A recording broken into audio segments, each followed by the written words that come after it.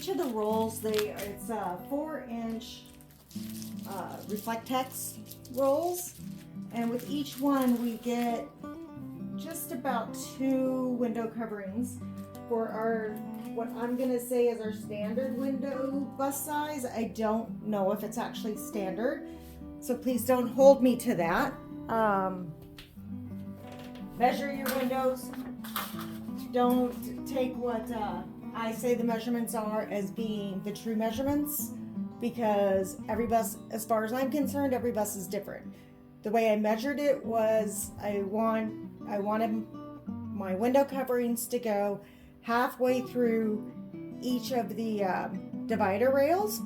So I just measured an entire divider rail all the way to the end of the window. And that gave me, what did that give me?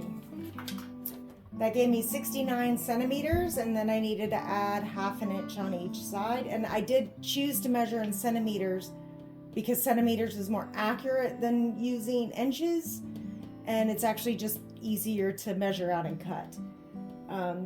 So it was 69 centimeters wide, and then I needed to add 1/4 inch, so 1/2 inch, but 1/4 inch seam on each side. That is all I do. I don't do a big seam. If you want to do a 1/2 inch seam, be sure to add the correct amount of material for that. I prefer my smaller seams. Okay, so we chose this pattern. We chose it because me and Chris we tend to like black, we tend to like white, but we have huskies, so we didn't want white. We wanted something that was durable and something that was actually cheap. This was on sale. We got this for $6 a meter, and we got this crappy polyester, which is what we're going to use on the back. This is what will show through the windows when you're on the outside, for $5 a meter. So we're just going to, you want to make sure that you have your right sides together. So this is the fabric side. This is what they call the right side. This is the side that you want showing. This one, it doesn't really matter, but I do try to match up the finished edge to the finished edge. So we're going to do this. Now, if you have a pattern, we decided not to try to center it because it would go through too much fabric. We're just doing them one right after the other. It's going to look a little, I mean, it would be, if you're going for perfect, then you should probably center it if you have a pattern. We chose not to do that because it would use so much more fabric. So you're just going to pin this. We have our leaves. We want our leaves growing up, not down.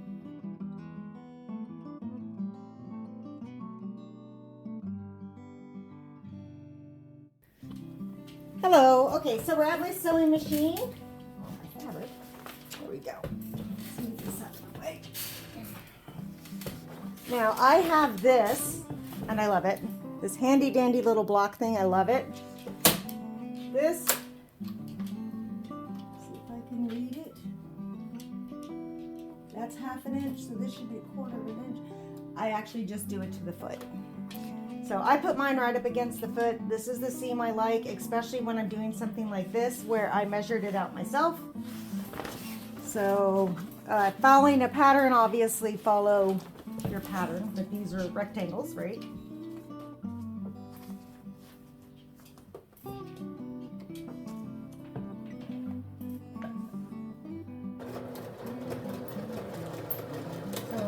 I always go back. I was just taught you go forward a bit and then you go back a bit just to kind of lock it in. I am using a back stitch as my stitch. It's a back stitch.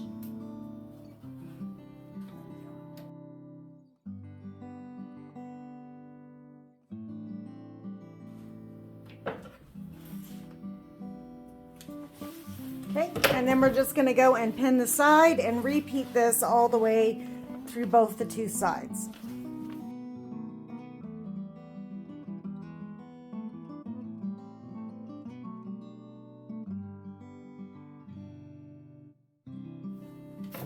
Okay, so this, don't do this. Don't do it. I actually know of a girl whose friend, I know it sounds like a friend of a friend, but swallowed or aspirated, actually. She didn't swallow it, she aspirated it, went into her lungs by doing this. I have to do it because it came out of the fabric, and I have dogs who are very interested in them, especially a Seamus who keeps trying to eat them. So I couldn't let it go on the floor. I can't put it on the table because Seamus can reach the table. So don't do that if you can at all avoid it. Just don't. Okay, so now that we have it sewed on 3 sides, we want to keep the top open because that's how we're going to put in the reflect text. So the first thing we're going to do is we're going to snip these corners here, and you just snip them right across like this. You want to make sure that you keep the seam there, but you want to snip the corners. It makes it, when you turn it inside out, where it lays a better corner. And see, this doesn't matter because this is going to be on the inside. So at least when I cut, apparently I have the tendency of bunching it up a little bit because I'm afraid that I'm stretching it.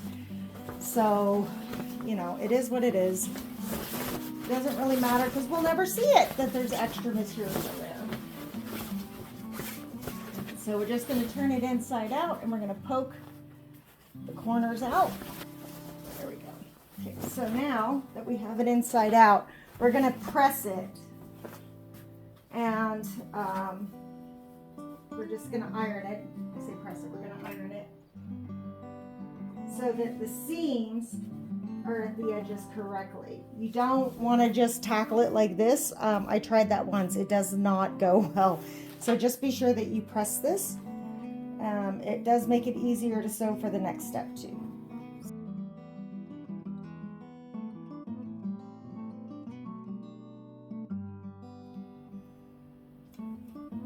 So now what we're going to do is sew a seam all the way along the edge of this. Just along the edge. Come with me and I'll show you. Okay, so what I want to do is sew a seam as close to this seam as I can. Not necessarily as close, but as close as I'm going to get. So you see this little feeder foot right here? This is what I'm using as my guide for my fabric. It's right along the edge of there. There's an opening right there. So let's see if you can see it a little bit better. So that's what I'm going to use as a guide. So if you had done a half, and the reason why I have to use that as a guide is because I want to make sure to catch the fabric on the inside. On the inside of that seam. If I had done a larger seam, then I could do a larger thing at the end, but then you have that much hanging over, and I don't like it. So it's just a preference for me. If you know how to sew, you can tell me what I'm doing is wrong, but this is the way I do it. But again, your seam allowances are up to you. I do very small seam allowances.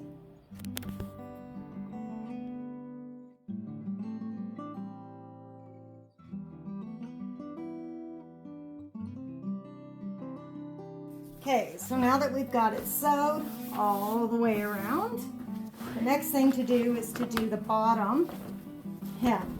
I do 1.5 inches. Again, if you decide to do more or less, just keep that in mind with your fabric. If you do more inches, then you may need more fabric. I know some people like to do a 2-inch seam at the bottom. I don't. So, like, it doesn't sound like it's, you know, 1/2 inch is that big of a deal, but when you're making a ton of these, it does make a difference. So I prefer to use a straight ruler. I find it easier for me to get my 1.5 inches in there. Let's just start on a straight seam. That might be easier.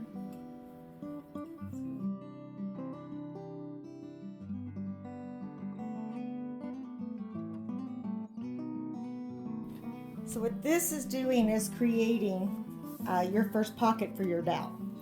We did 3/8 of an inch of dowel. So at a minimum, you should probably have 1 inch at this bottom. I wouldn't do less than 1 inch. I do 1.5 inches just because I prefer 1.5 inches. I will sew this seam. So this is one of the times that I don't want to do a whole bobbin of brown for this one seam. I could, but I don't want to. And it's at the bottom, so we're good. We're gonna make this one. Well, actually, I'm just gonna put it out as far as my thingy will go. That's perfect. So this is 1 inch, so we're probably at 1.5 inches.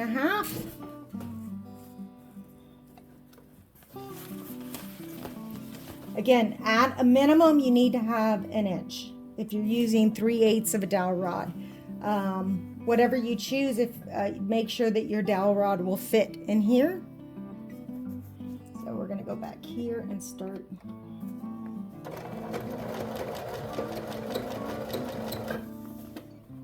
And I pinned this backwards. But so right here where it's folded over, you want to go back and forth over that a little bit just to make sure you got it good.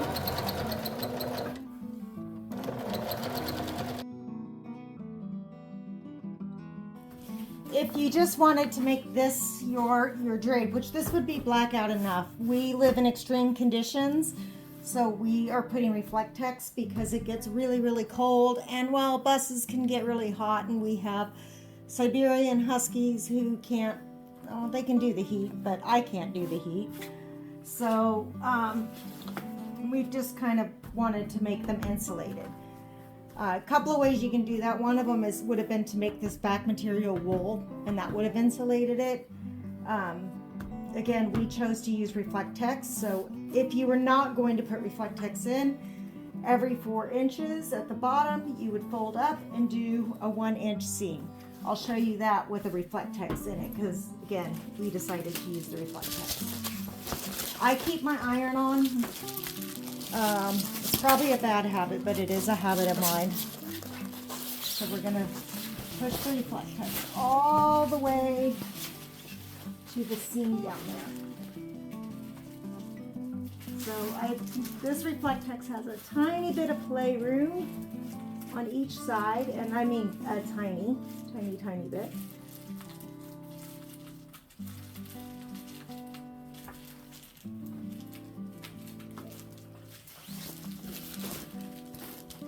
So once you get it in there,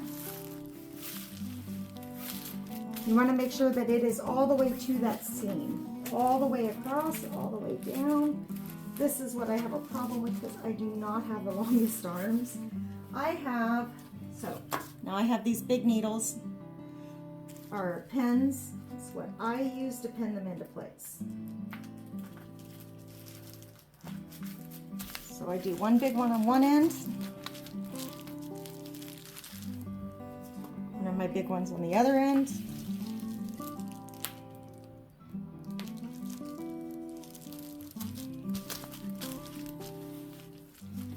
This one is not as big, but it's still big, and it's going to go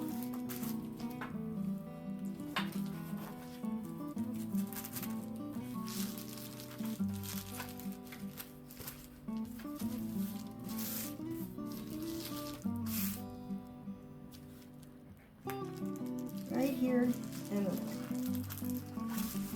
So I cannot sew a straight line. If you are like me, this is what I did in order to make this work. I kind of came across it. You'll see some of my blinds do not have a straight line at all. This is my preference to try to keep it somewhat straight. It does help.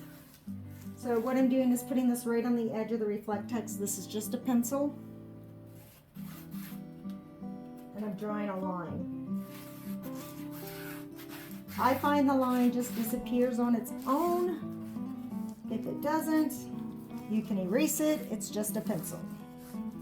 Or you can use a chalk pencil. I tried that with this, but I had a problem that I either had to put bright blue on it, which I don't want to do, or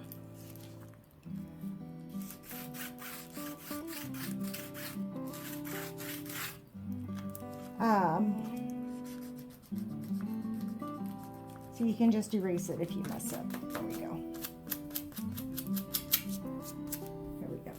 So Either had to do bright blue and my other ones wouldn't show up, so I just chose to use a regular pencil. Now let's go back to the sewing machine. We're gonna pick a point on this foot, just because I'm running it through this way. This is the only one that you can run through this way. After this, you have to run it the other way. So we're just gonna pick a point and we're gonna make sure. So I picked right here is my point, right where it starts to slant. I can just barely see my pencil line. It's right here.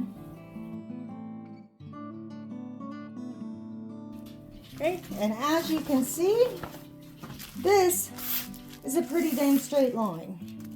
And now we're going to add another 4-inch strip of the Reflectex. We're just going to, again, get it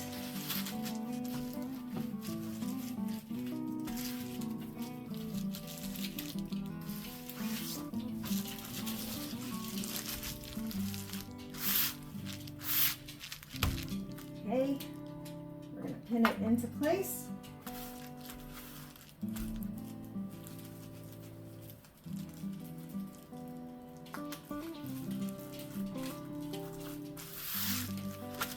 And see, you can see here where it's come up. This is why I pin them into place on the ends first, and then I pin the middle, because the middle will tend to try to come up.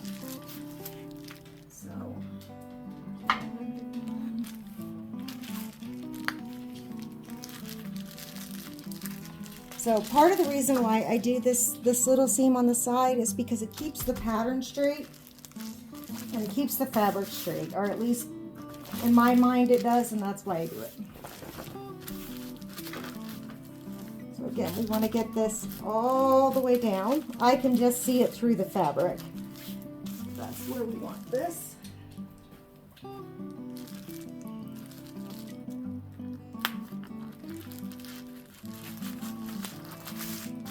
Go. Now, we're going to flip it over. I flip it in half, and we're going to do, so now we have it like this, where we have the right side to right side.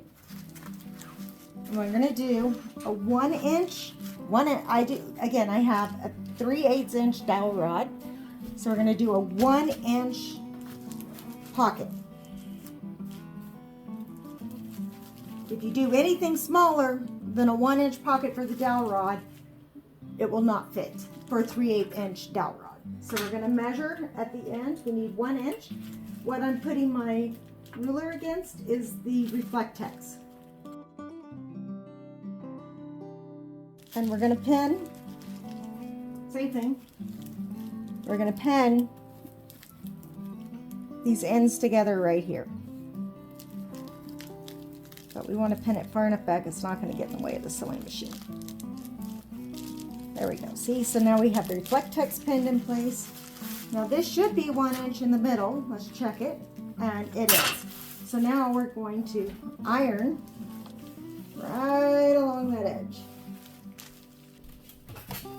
So now I'm going to take my little seam finder. I'm going to find 1 inch on here, which is right here. That should be 8/8.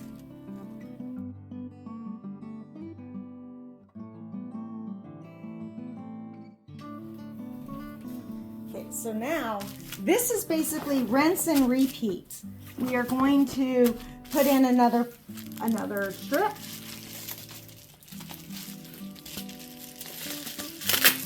I want that sticky stuff. We're going to put in another strip. We're going to pin it in. We're going to sew it in. And then we're going to put another strip on top and make another pocket. So,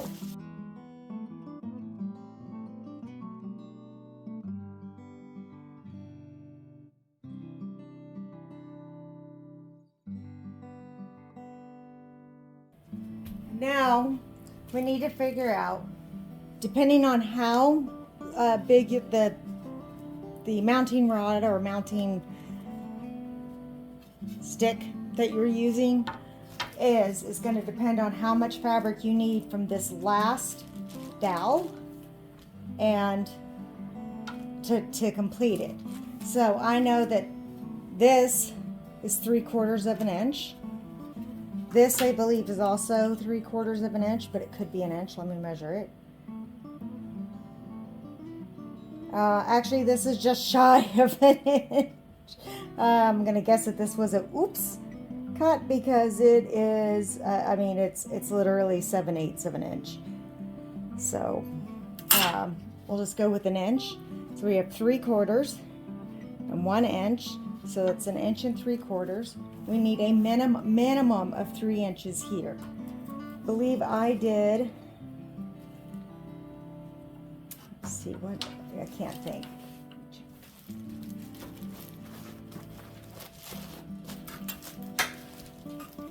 We have huskies. Can you tell?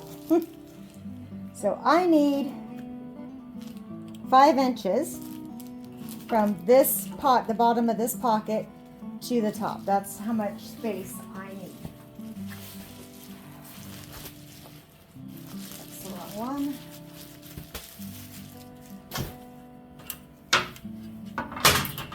So we're gonna measure out 5 inches is here. Okay. So what I'm gonna do is double this over. I'm gonna give myself about 1 inch here because I believe this is longer. Yeah, this is like 8 3/4 and I only need 5. So I'm gonna double this over or fold this over.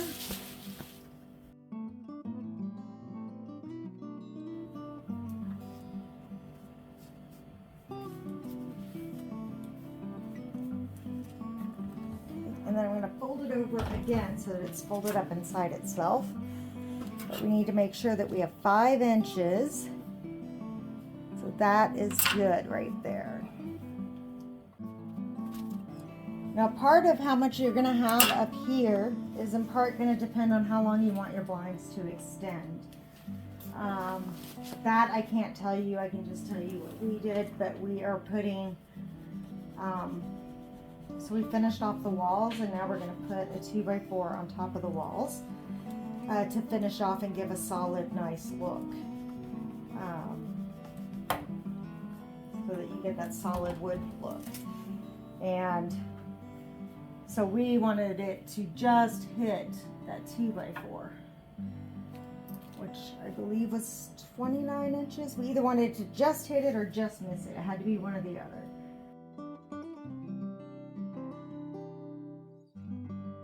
So you don't have to hem this if you don't want to. I prefer to hem it, but you don't have to because you will be stapling this on top of the board and the staples will hold it. I personally would suggest that you hem it, but again, you don't have to. I'm gonna do a 1 inch seam right here.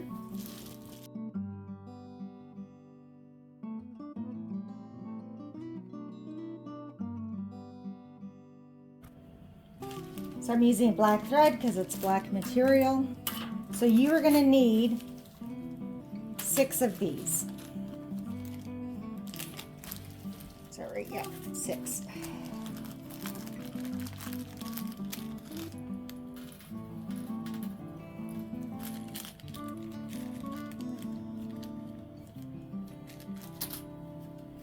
I'm going to put our ruler here. There's 2 inches.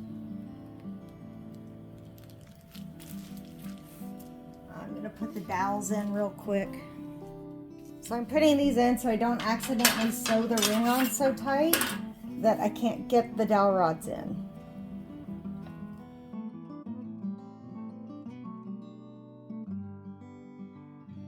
Okay. So because of the length of this window, I'm only doing 2 of these per each window. Per each dowel rod. If this was even another 6 inches longer, I'd probably do a 3rd one in the middle, but we don't need to do that because this one is not long enough. What's going on here? So there we go.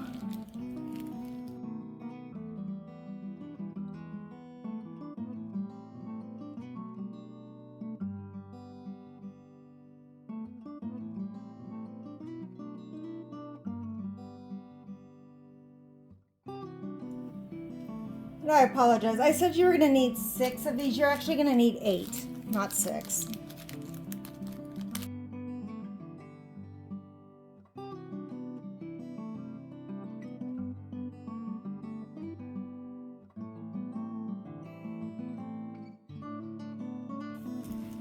Okay, so now we've got all the rings sewed on.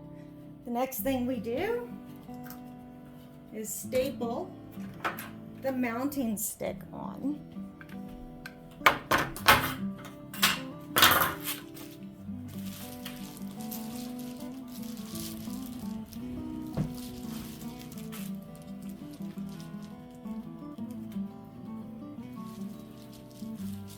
I like to turn it over for this part because so I like to put mine on the like this on the table, and the reason why is because then I know this is where the screws are going to go to mount it. So I just put it like this, and I put my top right where I want it. There we go. Okay, so because we have 2 lines of the circles, we're going to need 3 of the eyelets. And Chris eyeballs it. I can't do that. I'm bad at eyeballing. So we're going to put this in.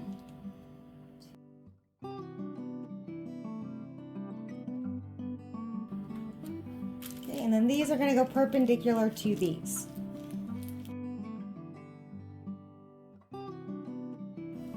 I'm going to have to get Chris to do this because I have such a hard time with it. Need a little pilot hole. Makes it a lot easier to start it. What do you want Is this? this the right side? I believe so. That's going to be the left side. Oh, okay, yeah, we need that one over here.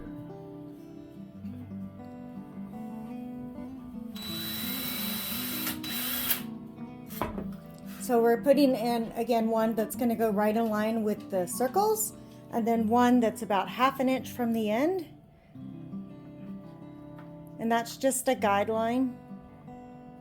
1/2, 3/4, wherever. Chris eyeballs it. It doesn't really matter. It's just to get the, to put the thread through.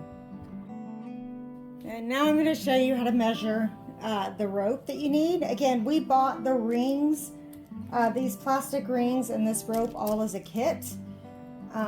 Came with a whole little baggie of rings like this. I would suggest doing that rather than trying to buy them separately. We got it on Amazon.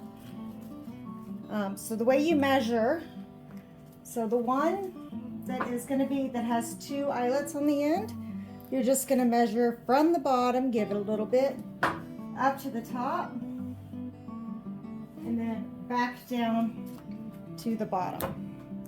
And that's the length of your string. We're going to cut this. Do not want to use my fabric scissors.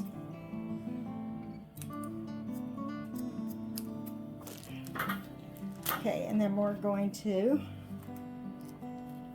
I do a fisherman's knot with this, so I wrap the little piece around 3 times, so it's 2, that's 3 times, and then I bring it back through the back side of the hole, and I pull, and boom. So that's what I do. It's a self-tightening knot, which is part of the reason why I do that. We're just going to cut the extra off. We're going to run it through all the little rings, run it through this ring, and then run it through the guide ring. There we go. So that's how long this will be. Now for this one, on this side, we're going to want to measure from the bottom to the top, over, and then down to the bottom.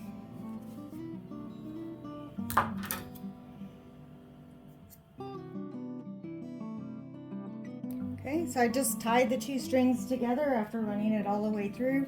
You do not need to. I have seen it where it said that you needed to tie into this one, go through that, and up and around. You don't need to do that. So if I was doing 3 loops, I have a couple of windows that I'm going to have to do at least 3. I may do 4. I haven't decided. Then it would just be you would just measure, like if the loop was here, you'd measure from the loop to the ring over to here and then down to the end again. So I don't know why people think you have to run them through and end up with all these straight. You just don't. So, okay. Then we are finished.